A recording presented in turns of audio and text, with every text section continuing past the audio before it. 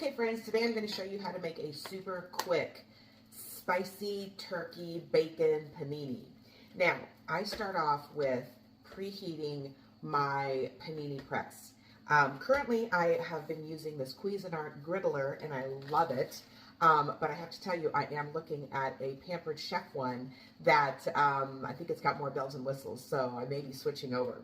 But in the meantime, this is heating up. I have actually some low-carb bread because I am trying to not always indulge in all of the extra carbs.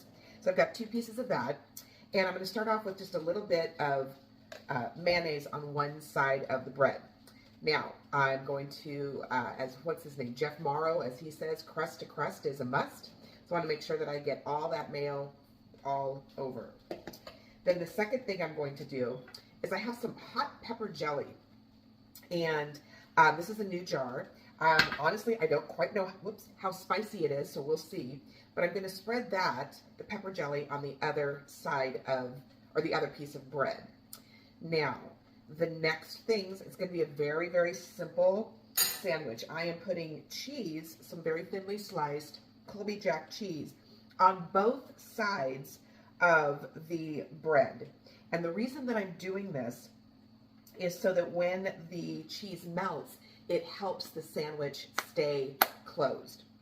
The next thing I'm going to add is some bacon. Now the bacon is already pre-cooked. I cooked it yesterday. This was a little bit of leftover. And I'm going to add some fresh turkey breast. And I'm going to shred it up and just kind of place it on top. And once this is all ready, I'm going to add just a little bit of cracked pepper, and I think we will be ready to put it on the press. Put some of that on there. Now, normally I would add salt, but because I have bacon and cheese, there's usually enough salt in both the bacon and the cheese. So here we go, smushing this together, tucking in the little pieces of turkey that fall out. Then I'm going to open my panini press. I don't know if you can see the steam coming up. And I'm going to lay the sandwich right in the center, and I'm just going to slowly press it down, and it will get these lovely grill marks. Now this particular Cuisinart griddler, the plates flip, so you can open this up, and you can actually like make pancakes and stuff. So it's like a griddle. That's why it's called the griddler. But then on the other side, it has the like a grill, and so I use that side because I like to see the grill marks. And then I also actually bought some waffle plates that go with it.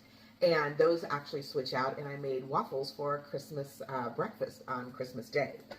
So it takes just a few minutes. I don't know if you can kind of see, I've already kind of pressed it a little bit. And I want to turn it so that I make sure that everything is still tucked inside. And I want to make sure that the sandwich gets pressed evenly on both ends. Just going to kind of hold it there. Now, you don't have to hold it here, but I'm doing this because I'm recording and I'm talking. But I am very curious about what you do. Do you make grilled sandwiches at home? Do you make just grilled cheese sandwiches in a skillet? Do you have some kind of a weight that you use to press sandwiches? Do you have a panini press or anything? I'd love to hear what you use and what your favorite pressed sandwiches are.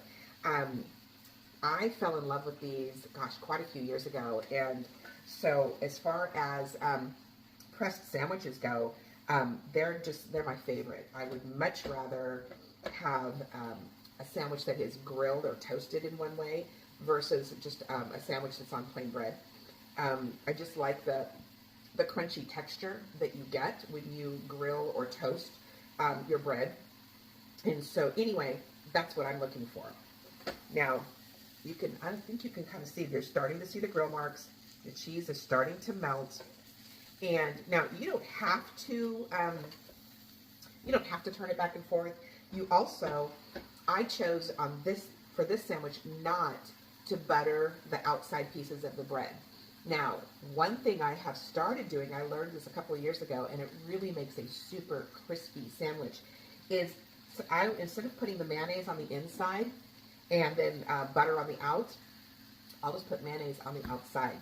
And it's basically just eggs and oil. I mean, that's what mayonnaise is, right? And so it makes a nice crispy outside crust. And ooh, look at all that. See how the cheese is starting to ooze out? That means that my sandwich is done. Now I'm just going to unplug this for now, and then I need to let it sit. Now, if it's getting a little dark, then I'll go ahead and scoop it off and put it on a plate.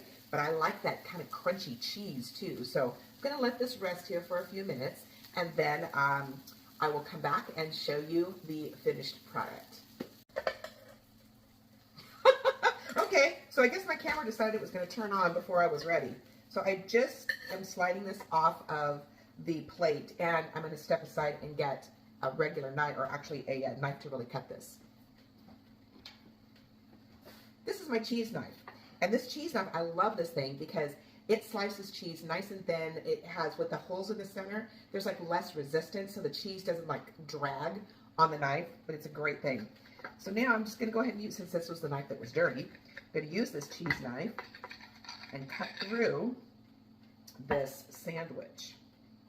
And can you see how yummy that looks? And now, look at, it's got the little crispy cheese on the edge. Let me taste it, and I'll tell you exactly how hot this pepper cheese was.